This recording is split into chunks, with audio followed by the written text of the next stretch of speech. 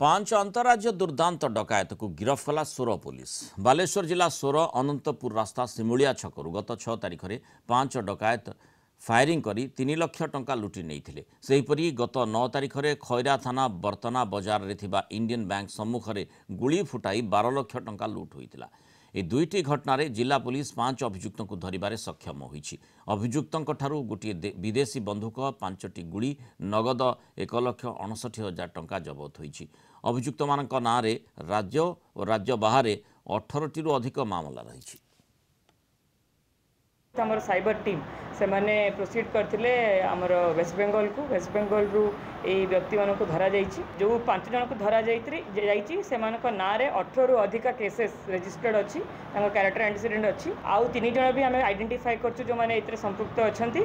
जणे सेत्रु बिहार रु बिलोंग करछंती आउ 2 जन लोकल अछंती।